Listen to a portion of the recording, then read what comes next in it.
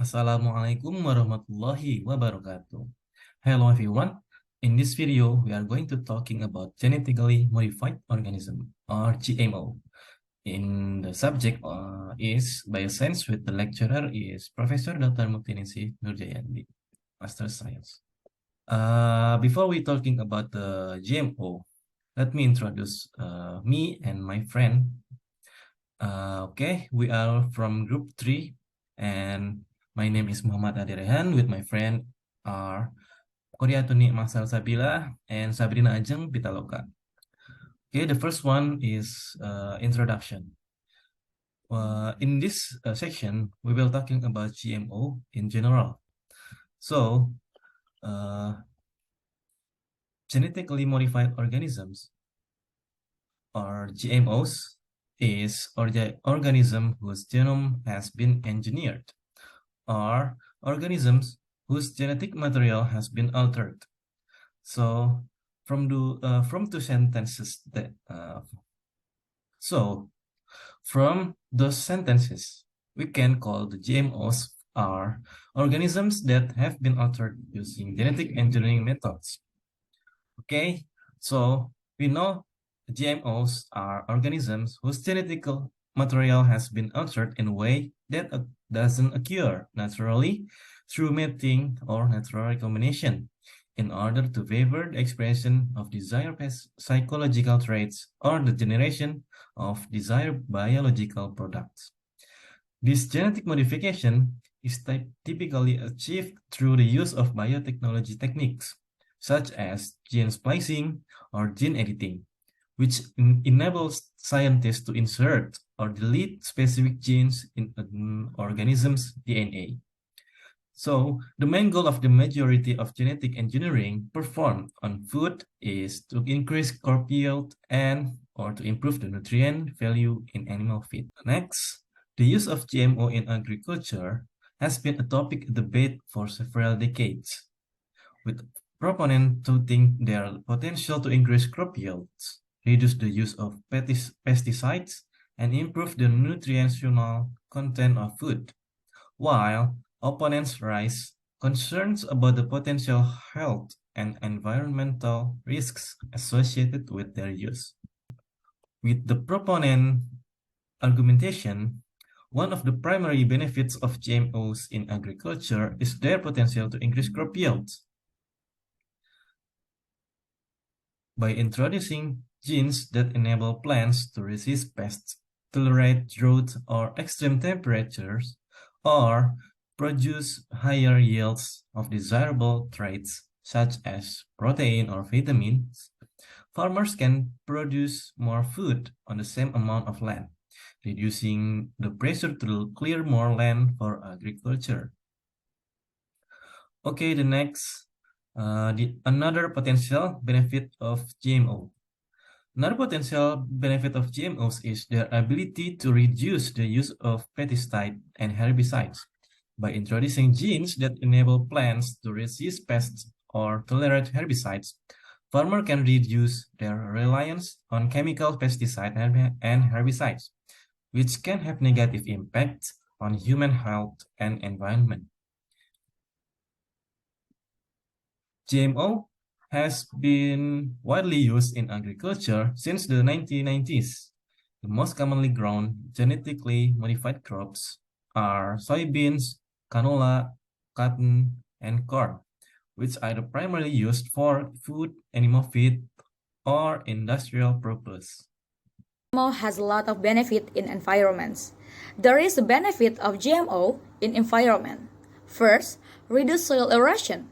GMO crops can be engineered to have the stronger root system, which can help reduce soil erosion by improving soil structure and increase water and nutrient retention. Second, enhance soil health. GMO crops can be engineered to produce enzymes that break down plant materials, which can help the improving soil health by increasing soil organic matter and nutrient availability.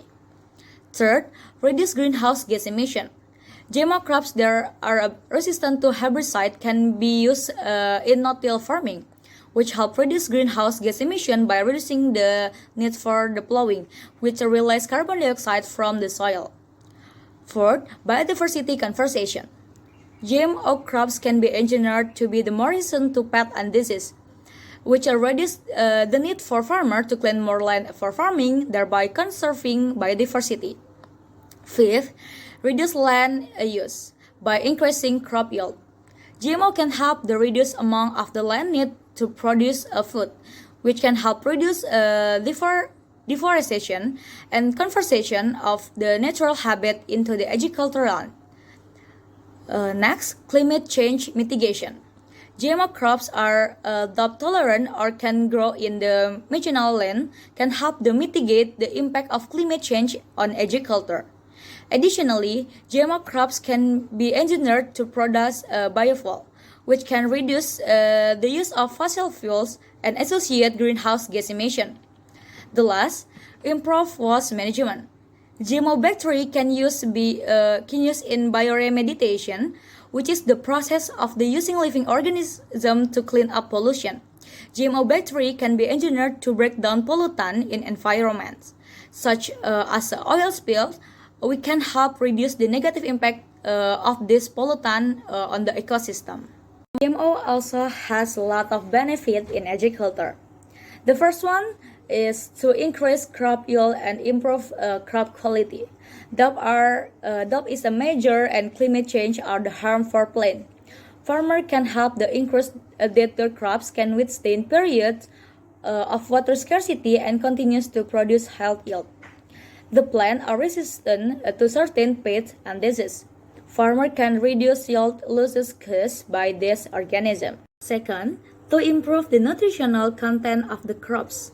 For example, golden rice is genetically modified to produce beta-carotene that can convert into the vitamin A.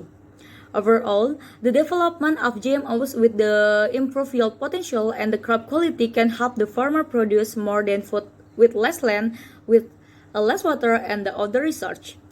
This can help to feed a growing population with minimizing the environmental impact of agriculture. Bt cotton is genetically modified to produce a toxin called Bacillus thuringiensis or Bt. Bt cotton reduces the need for farmers to spray the chemical pesticide on their crops, reduce the negative impact of pesticide on non-target organisms, such as pollinator or beneficial insects, as well as products the amount of the chemical that left into the environment. By reducing the use of pesticide and herbicide to GMOs, farmers can help protect with the environment, reduce the risks developing resistance in the pest population, and save on the costs associated with the purchasing and the applying their chemical. So we can conclude that the benefit of GMOs in agriculture on 6 points. First is increased crop yields. GMO crops can be engineered to be more resistant to pests and disease, as well as more tolerant to environmental stressors such as drought and heat. This can help increase crop yields, which is essential to meet the growing demand for food as the world's population continues to increase. Two, reduce use of the pesticides. GMO crops can be designed to resist pests and disease, which reduce the need for farmers to use pesticides. This is not only reduce the environmental impact, but can also help reduce costs for farmers. 3. Improve soil health. GMO crops can be engineered to have a stronger root system, which can help improve soil health by reducing erosion and increasing water and nutrient retention in the soil. 5. Reduce tillage. GMO crops that are resistant to herbicides can be used in no-till farming, which help reduce soil erosion, improve soil health, and reduce greenhouse gas emission. 5 is faster growing. And the last one is enhanced nutritional content. GMO crops can be engineered to have enhanced nutritional content, such as higher levels of vitamin or amino acids, which can help address nutrient deficiencies in populations that rely on staple crops. And this is the example of GMOs in agriculture. We can see the BT cotton, golden rice, Roundup ready soybeans, Arctic apples, drought tolerance, maize. BT cotton is genetically modified variety of cotton that produce a bacterial toxin, which is toxic to certain insect pests. Golden rice is a genetically modified variety of rice that produce beta-carotene.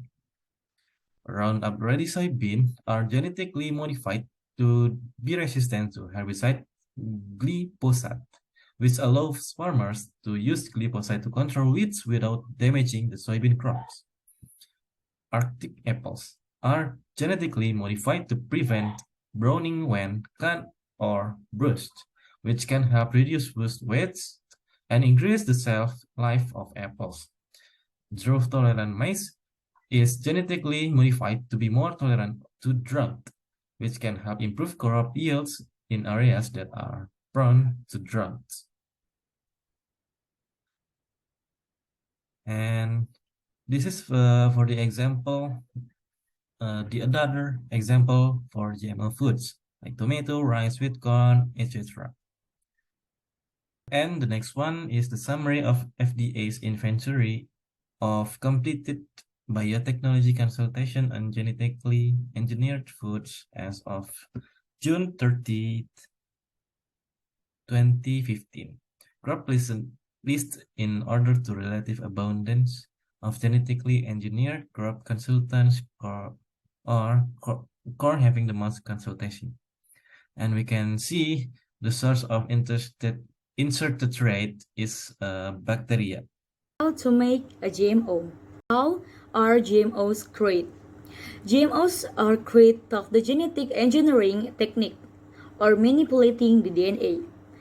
Insertion of the gene by removing or modifying existing gene. GMO are created using the variety of genetic engineering technique, including the following. First is transgenic modification, gene editing, and interference and genome sequence and selection. GMOs are created of the genetic engineering or genetic modification that involve altering an organism's genetic materials to create desired trait or characteristic. Desired genetic modification to the organism is tested or successful and safe. If the modification is deemed safe, the organism can be used for the commercial purpose. To create a GMO, scientists identify and isolate the gene or genus responsible for that trait.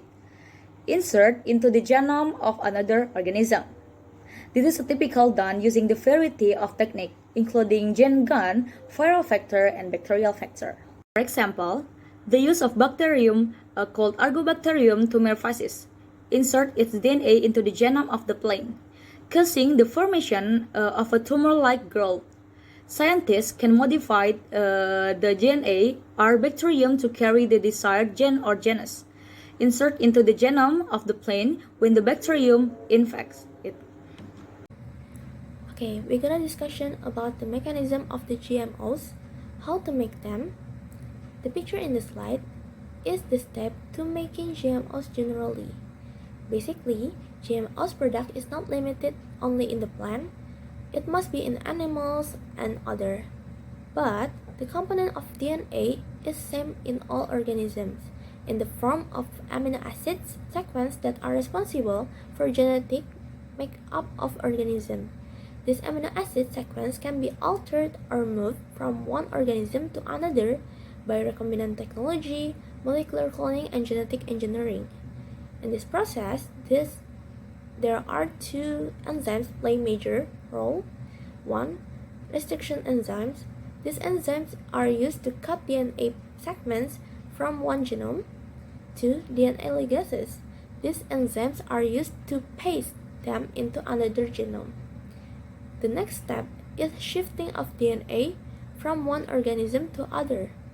As shown in the slide 2, foreign DNA is inserted into other genome and then occur the recombinant DNA, and then form the modified gene if in the plant, allow the genetically engineered cells to grow into a plant and propagate.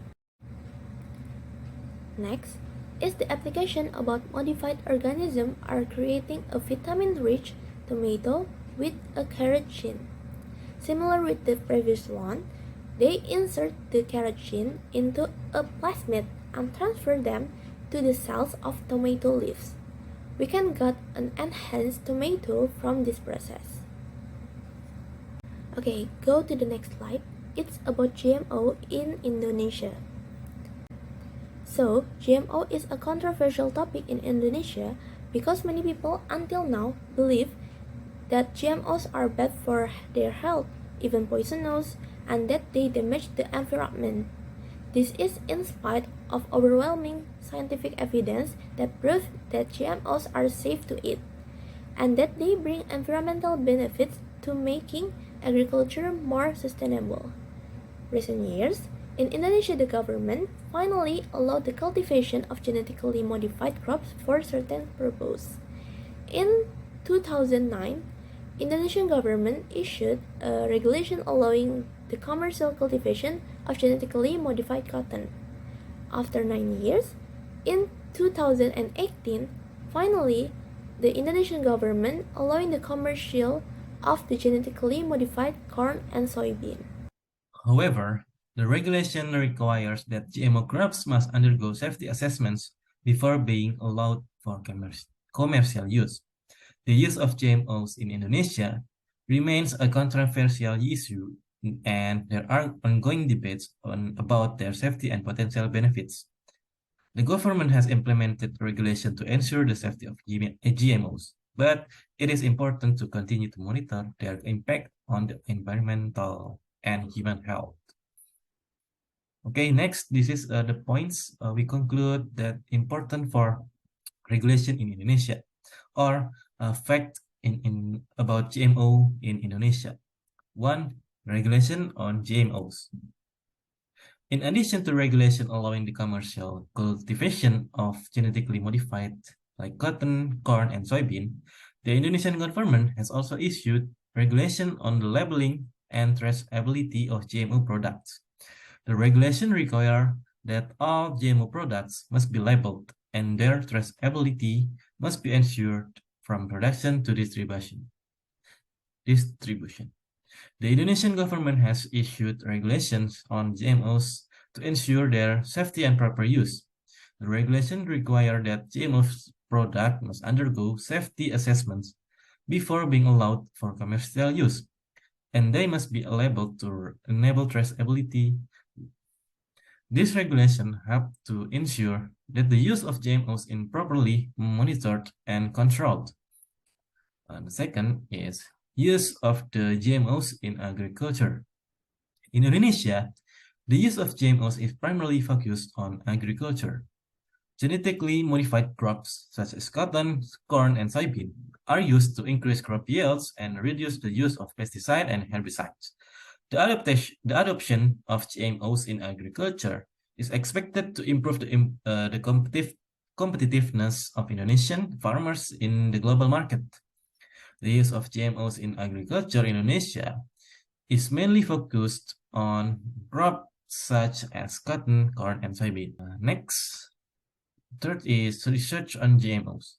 The Indonesian government has invested in research on GMOs to develop crops that are resistant to pests and disease, can withstand drought and flooding, and have improved nutritional content.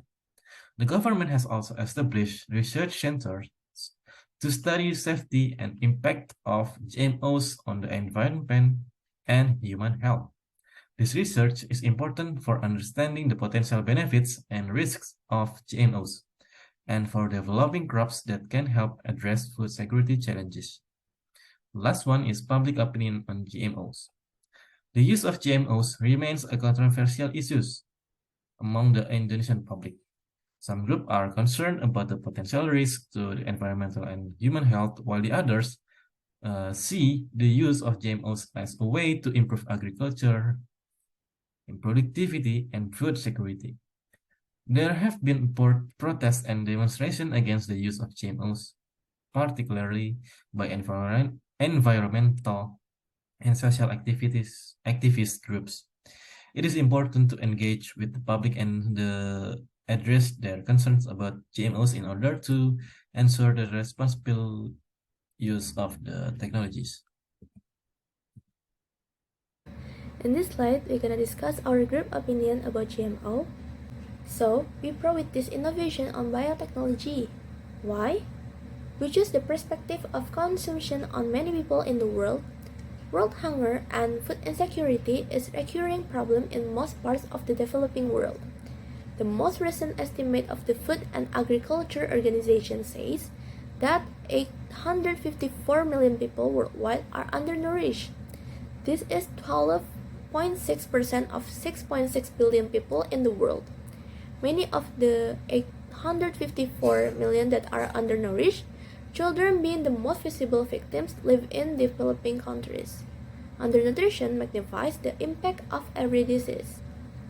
So, GMO innovation can solve our world problem because GMOs may help to lower food price, grow more food safely and sustainably, and increase nutritional benefits and longer shelf life. Nowadays, people are concerned about the potential of GMO food to cause allergies, but in fact, GMOs could be used to remove allergens from food, allowing those with allergies to eat food that they previously couldn't. This technology is still in development, but it could be the future of staying allergen-free. This picture shows the comparison bread from GM wheat, or genetically modified wheat, and non-GM wheat. Genetically modified wheat can produce bread with gluten-free wheat. Research by scientists until today no relationship between GMOs and mutation. Fertility, pregnancy, and offspring are unaffected by GMOs. Organ health and function unaffected by GMOs, and no evidence for gene transfer between GMOs and consumer. After more than 20 years of monitoring by countries and researchers around the world, many of the suspicions surrounding the effects of GMOs and on organ health, our offspring, and our DNA have been addressed and tested. GMOs have been found to exhibit no toxicity in one generation or across many. So far, none of the GMOs approved for consumption have caused any of this problem, and GMO food sources are subject to regulation and rigorous safety assessment. However, the reality of genetically modifying organisms is very safe. The process of genetically modifying a crop is similar to cutting and pasting text while typing a paper. Same with that, desirable genes are taken from one healthy organism and carefully placed into a target organism to improve its genetic code. The process must be very exact, as any imperfection will result in failure. In this slide is the reference we used to making this presentation. Okay, we are now at the end of the presentation. Thank you for your attention. Wassalamu'alaikum warahmatullahi wabarakatuh.